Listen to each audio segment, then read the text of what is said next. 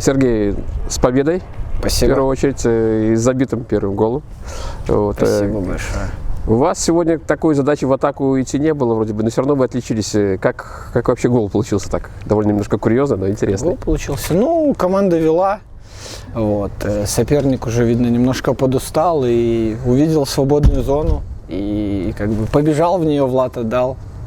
И я вижу, что вратарь идет читать мою подачу и ударил ему в ближний. Вот и гол. Сегодня какие у вас больше сложности были с чем на вашем фланге? В первую очередь сложности были с полем. Невозможно было комбинировать, невозможно было играть низом, поэтому игра сложилась больше на борьбу, а не на футбол. Как бы. В основном была борьба, подачи, как-то так. Основное соперник сегодня был поле.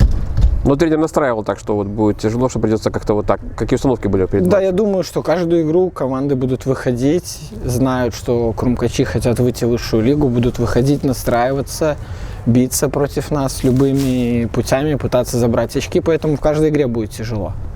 Нужно день за днем идти и побеждать, брать очки.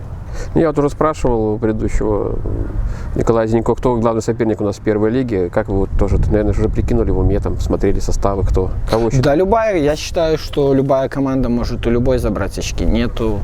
Есть команды чуть лучше, чуть мастеровитее, но нельзя ни на кого не донастраиваться. Любой соперник может взять очки. Если мы будем играть в тот футбол, который от нас просят, если мы будем слушать то, что от нас требуют, и будем это выполнять, то основной соперник будем мы сами себе. Что вы думаете о наших болельщиках?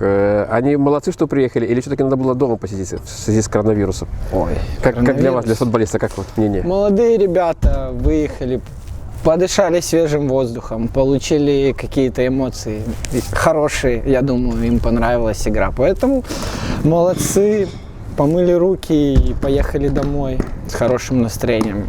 Только спасибо им и респект. Спасибо большое. Спасибо.